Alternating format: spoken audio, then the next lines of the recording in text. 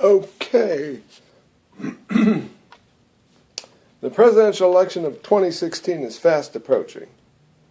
But there's something about it that I find very annoying. My choice for president would be one of three men. Each of these men has already served 8 years as president of the United States, which puts them head and shoulders above the succession of idiots, nobodies that we have as candidates. I should say idiots, nobodies, and surrogates in light of Hillary Clinton that we have for so-called candidates. Anyway, we are prohibited from voting for any of these people. I guess because they're just too darn qualified. Apparently there's some sort of provision that we have to vote for idiots as president. And then we wonder why this country's in such a mess. Okay, why do we follow this particular stupidity? Because in 1951, the 22nd Amendment was passed. This limited presidents to no more than 2 terms. The original U.S. Constitution had no presidential term limits whatsoever.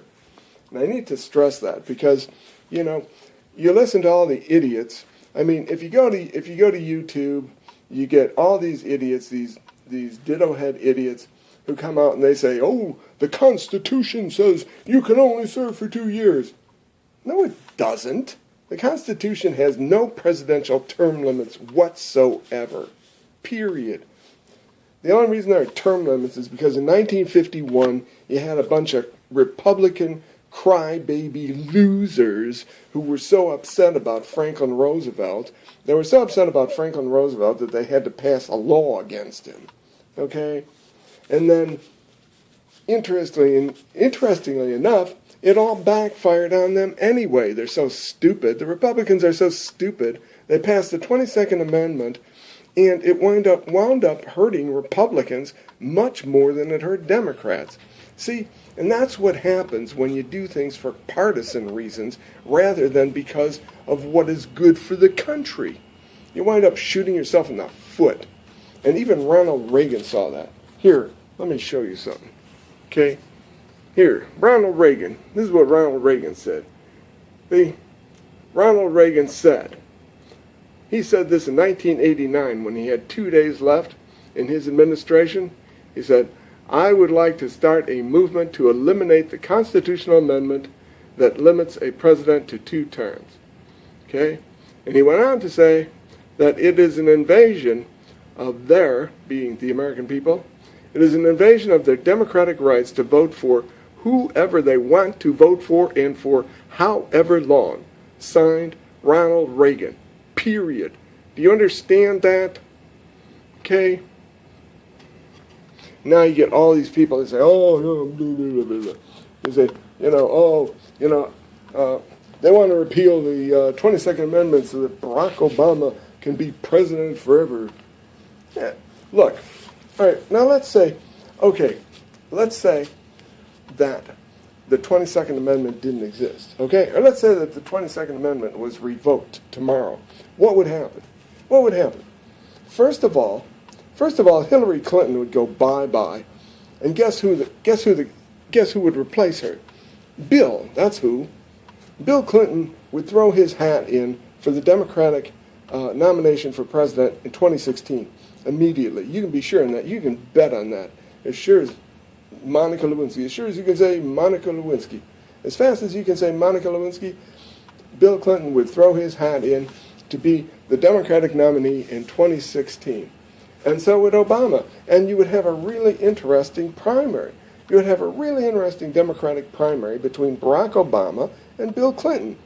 And the reason I say it would be interesting because this would actually be based on substance. Can you imagine that? A presidential election that is actually based on substance? That is actually based on experience? Because both of these guys, Bill Clinton and Barack Obama, they both served eight years. They were both reelected. They were both successful. Bill Clinton was, sure, he was a little more successful with the young girls.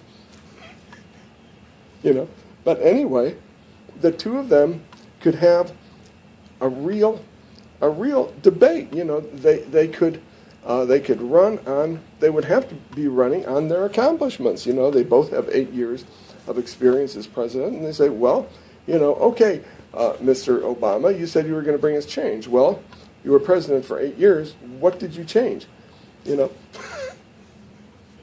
Okay? Anyway, but you get the meaning. It's a lot more interesting than having some primary between two complete unknowns who just sit there and make empty promises. They make empty promises and they call each other names. And that is what the presidential election has become. Totally stupid. And then what would happen? After the primary between Barack Obama and Bill Clinton, which Barack Obama would not by any means be guaranteed to win. I don't think that Barack Obama would not be guaranteed to win that. These people come along and they say, oh, Barack Obama will be president forever. Barack Obama wouldn't be president forever. Grow a brain. What, don't you have the balls to back up democracy? Get all these people, they say they love democracy. Yeah, they love democracy, but then they don't want a democratic election. They don't have the balls to have a democratic election. They're so afraid that, the people might disagree with them, They love America so much, they just don't like the American people very much,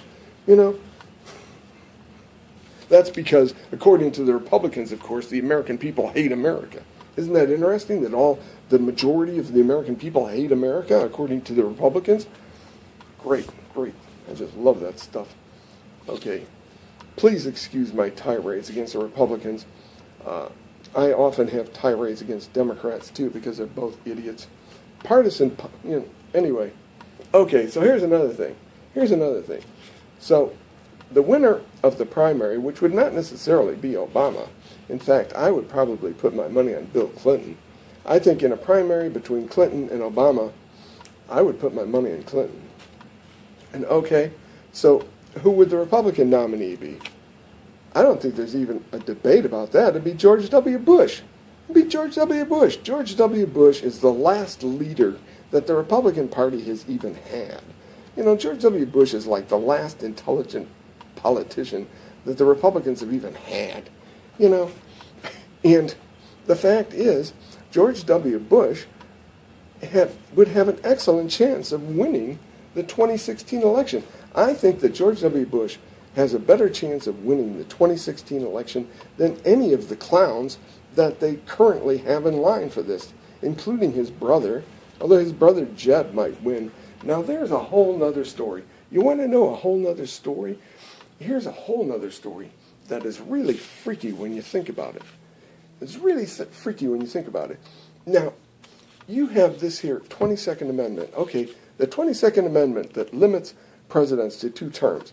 Why does it do this? Well, supposedly that's going to end monarchy. Supposedly that's going to make the president more a president of the people. But what has the 22nd Amendment done? The 22nd Amendment has created a new monarchical family. The Bushes. The freaking Bushes, for Christ's sake. The Bushes have already served 3 terms. You get it? You fucking get it? The goddamn Bushes, because of the 22nd Amendment, the Bushes have served 3 terms.